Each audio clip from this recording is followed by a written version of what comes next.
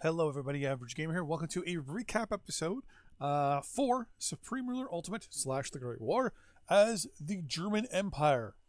So, what I want to do today is I want to do a recap episode a la our Supreme Ruler Sweden campaign. Just kind of a catch up, summarization of what's happened, what our current plans are for the short term, like what's going on right now, what our plans are for right now, and what our long term plans are for the series and the country as a whole. So first things first, what's happened? Well, World War One in this game never happened.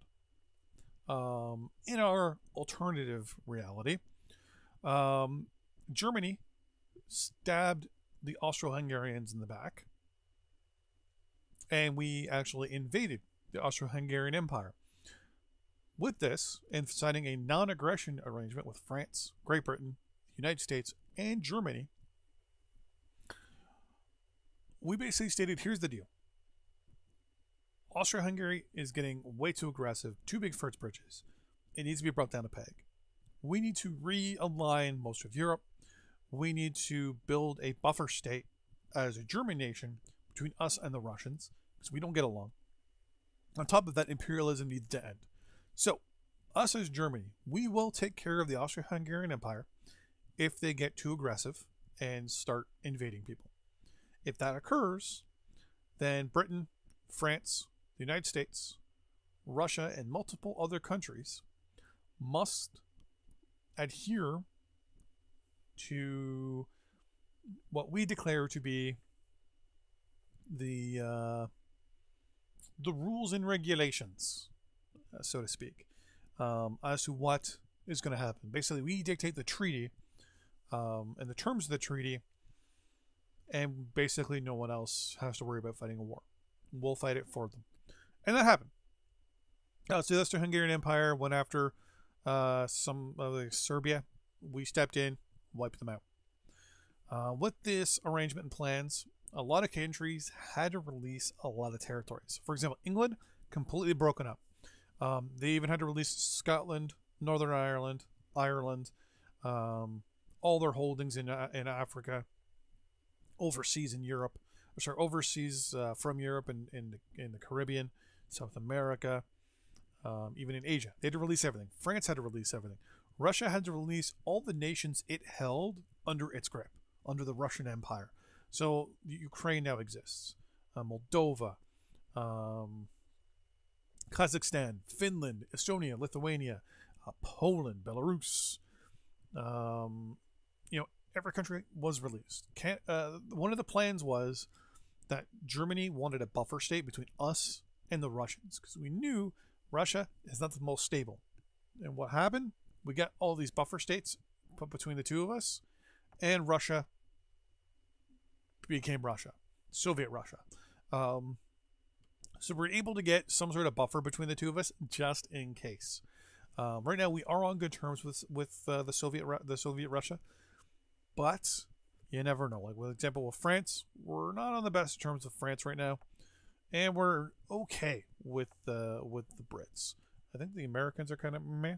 Yeah, and Canada doesn't like us. Yeah, we also forced Canada to release Quebec, and England also released Newfoundland or Labrador, which is perfectly fine. A lot of nations down here were released. A lot of nations in Africa were released. Us as Germany, we took multiple different territories within Africa. We're basically along the lines of everyone around us must release these nations so we can invade them and take them over, basically. China is in the process of invading Tibet. Japan had to release all the northern areas of Manchuria to China. They released Korea as a whole. We also have does Laos no longer exist? No, Laos does exist. It's just the same color as Siam. France had to release all these nations. A lot of nations down here in the south had to be released. Overall, anyone that was a signatory had to do basically what we said. Spain and Portugal kind of got away with not having to release a lot of their overseas territories.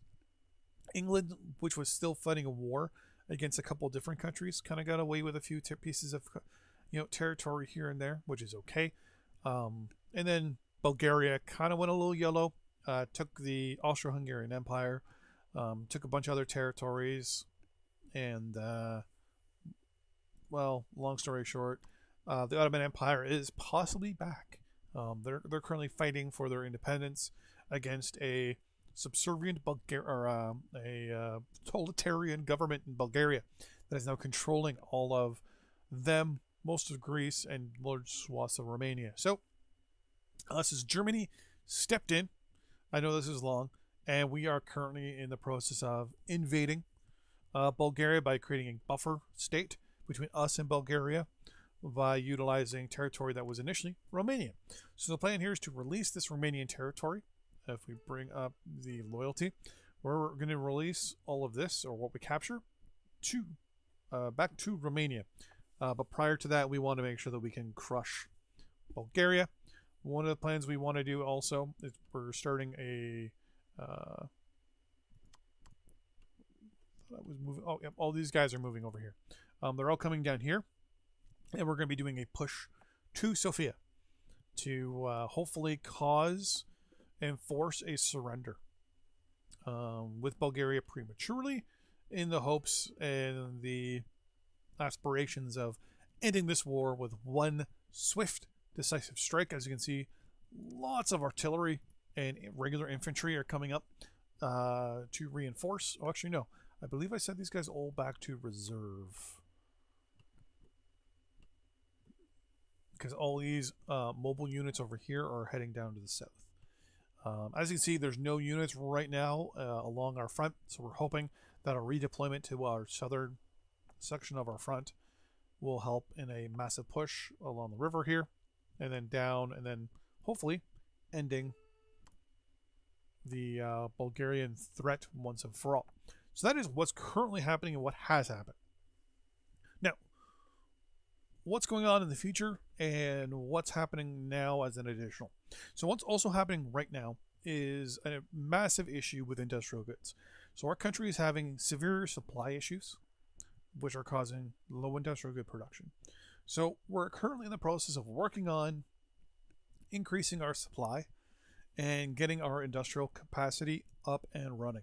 Once we get our industrial capacity up and to the levels we need it, we will be an unstoppable juggernaut, to be 100% honest. We will also control a large chunk of the nation's rubber, which is a good thing until obviously most countries can produce synthetic rubber. Then, well, probably run into a little bit of problems, but until then, we're not too worried. But right now, our primary two things is finish the war with Bulgaria and get our supply and industrial good production, we'll say, fixed and properly situated. Because then we're laughing. We're in a situation where we control the largest chunk of Europe. We're not planning on fighting massive wars around the world. Our plan is to use our technology and spread our power around the world. We want to have one nice little location in North or South America. I'm looking probably at Haiti or the Dominican Republic. That's one thing. Another thing would be, we already have positions in the Pacific to push out and to influence with, so we're not too worried there. Our major issue is with that is to basically just relocate a lot of units over there. We're probably going to go to war with China sooner or later, mainly because we want their everything. We want but mostly their natural resources, uranium, industrial good capacities, their natural resources basically, and their population. We need the people to work. Overall, we got lots of stuff going on. Hello, puppy. And long term, we don't really want to fight wars, right? The whole plan is to get massively technically advanced, more technically advanced than everybody else, to the point where no one really will have we'll say the gumption, the guile to declare war on us. in that we can at any point basically subjugate or remove a nation and just annex it at our whim. Our plan is to keep the buffer between us and Soviet Russia there as long as we can, because I already know the Soviet Russians. Being in 1921, the nation itself is not modernized yet, but over the next little while, it will become very modernized and very up to date, very fast. And with us on good terms with it right now, will be good for us because we can buy technology from them if they have a technology that we don't have. Long term, the plan will be to build a massive defensive position along our eastern side with lots of infantry and artillery. And we're going to expand west. We're going to take what's left of Austria, Switzerland, the Netherlands, Belgium, and Denmark. And then we're going to sit back and see what the world powers do at that point. And if France and England decide that they're going to break our mutual non-aggression pact, then we will strike at them. At that point, the hope is that our units will be way more advanced than them, and we'll be able to do just about anything we want, how we want, and basically just stomp them. With that in mind, thanks for watching. See you next time. Bye-bye.